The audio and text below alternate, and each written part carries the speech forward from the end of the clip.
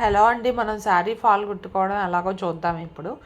ఇప్పుడు మనం శారీ ఫాల్ కుట్టాలంటే ఈ చిన్న మిషన్స్, ఎలక్ట్రిక్ చిన్న మిషన్స్ ఉంటాయి కదా, ఉషా వండర్ స్టిచ్లో మనము సెలెక్టర్ సీలో పెట్టాలి. సీలో జిగ్జాగ్ స్టిచ్ ఉంటుంది, సీలో పెట్టాలి. అలాగే స్టిచ్ లెంగ్త్ వచ్చేసి టూలో పెట్టాలి. టూలో పెడితే మనకి నీట్గా కరెక్ట్గా వస్తుంది అనమాట. జిగ్జాగ్ ఇది కొంచెం చూడండి, చూపిస్తున్నాను కదా, అలాగనమాట. అలా పెట్టి మనము స్టిచ్ చేసుకుంటూ వెళ్ళాలి. ఒక్కొక్కసారి మనము స్టిచ్ చేసేటప్పుడు ఫాలు కింద శారీ విడిపోతుంది.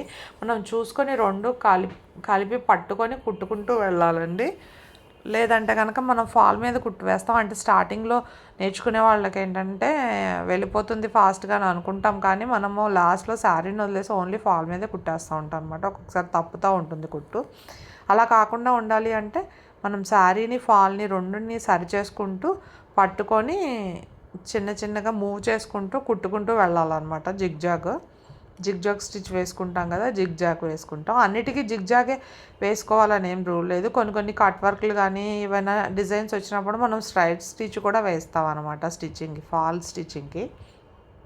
ఇదిగోండి, ఈ విధంగా ఇలా కుట్టుకుంటూ వెళ్ళాలన్నమాట. జిగ్జాగ్ స్టిచ్ ఈ విధంగా కుట్టుకుంటూ వెళ్తే ఫాల్ కుట్టేయడం అయిపోతుంది. ఫాల్ కుట్టడం చాలా ఈజీ, సింపుల్గా.